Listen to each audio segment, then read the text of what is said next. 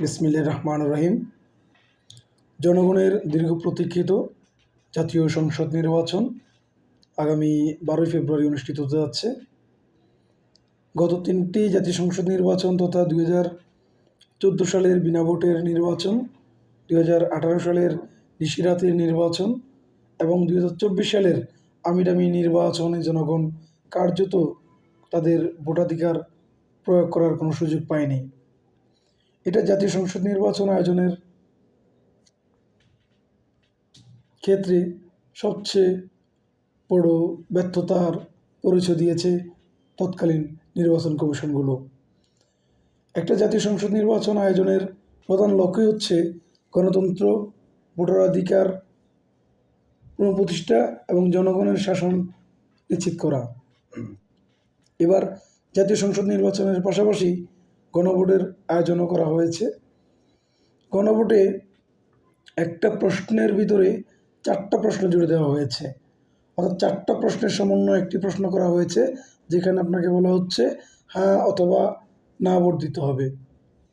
প্রশ্নটা হচ্ছে এরকম: আপনি কি জুলাই জাতীয় সনদ, সংবিধান সংস্কার বাস্তবায়নাদেশ 2025 এবং জুলাই জাতীয় সনদে লিপিবদ্ধ সংবিধান সংস্কার সম্পর্কিত নিম্নলিখিত প্রস্তাবগুলোর প্রতি আপনার সম্মতি জ্ঞাপন করছেন?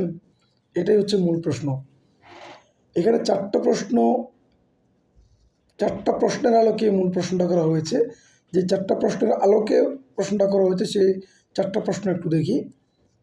যেমন 1, নির্বাচনকালীন সময়ে তত্ত্বাবধায়ক সরকার, নির্বাচন কমিশন এবং অন্যান্য সাংবিধানিক প্রতিষ্ঠান জুলাই সনদে বর্ণিত প্রক্রিয়ার আলোকে গঠন করা হবে। আমি এই প্রশ্নে কিন্তু হ্যাঁ ভোট দিব। 2 নম্বর হচ্ছে, আগামী সংসদ হবে 2 কক্ষ বিশিষ্ট।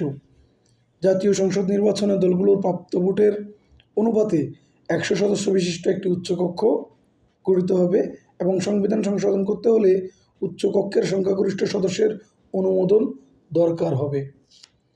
এই প্রশ্নের ক্ষেত্রে আমি 100% না ভোট দিব, কিন্তু এখানে 4টা প্রশ্নের সংযুক্ত করে বলা হয়েছে হয় হ্যাঁ ভোট দিতে হবে, নাহলে না ভোট দিতে হবে। তাহলে এখন আমার করণীয় কী? কারণ আমি জানি যারা সরাসরি ইলেকশন করে, যে সমস্ত রাজনৈতিক দল এলাকার মেম্বার হওয়ার যোগ্যতা রাখে না, তারাই সারা বাংলাদেশের প্রাপ্ত ভোটের অনুপাতে হয়তো 1টা বা 2টা আসন পেয়ে উচ্চকক্ষে আসন পেতে পারে।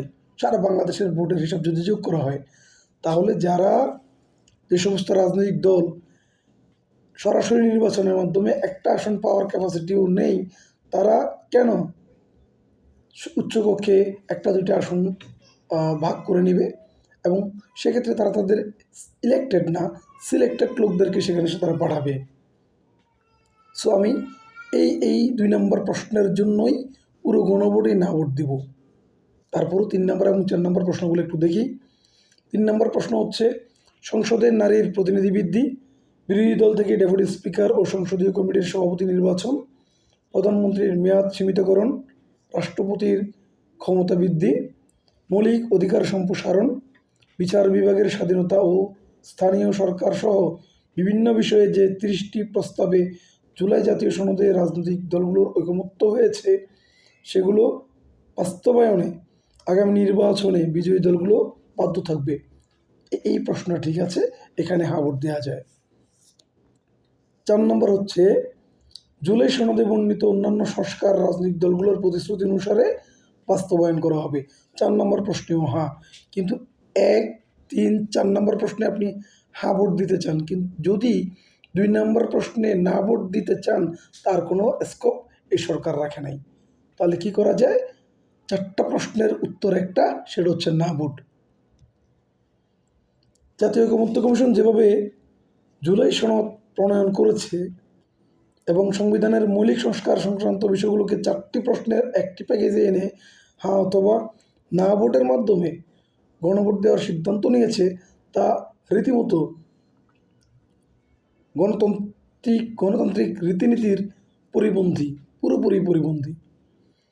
এখানে পৃথক বিষয়ে জনগণের মতামত জানানোর সুযোগ রাখা হয়নি, অর্থাৎ জনগণের জনমতকে উপেক্ষা করা হয়েছে। জুলাই সনদের পূর্ণ বাস্তবায়নের অঙ্গীকারের সঙ্গে এ বিষয়ে আদালতে যাওয়ার পথ বন্ধ করে দেওয়া হয়েছে, যা নাগরিক অধিকারের পরিপন্থী। এর মাধ্যমে জনগণের সাংবিধানিক অধিকার খর্ব করা হয়েছে। জুলাই গণঅভ্যুত্থানের পর সমগ্র বাংলাদেশে সহিংস মব সন্ত্রাস সহ দেশের বিভিন্ন জায়গায় বিভিন্ন অঞ্চলে মাজার, খানকা, আখড়া ও মন্দিরে হামলা করা হয়েছে। প্রথম আলো, ডেইলি স্টার সহ দেশের বিভিন্ন গণমাধ্যমে হামলা করা হয়েছে। উদীচী, ছায়ানট সহ বিভিন্ন সাংস্কৃতিক প্রতিষ্ঠানে আক্রমণ ও হামলা করা হয়েছে। নারীর উপর সহিংসতা ও সাইবার বুলিং করা হয়েছে। এসব প্রমাণ করছে ফেসিবাদী ব্যবস্থার অবসান হয়নি, বরং মব সন্ত্রাস ফেসিবাদকে আরও উস্কে দিচ্ছে, দীর্ঘায়িত করছে।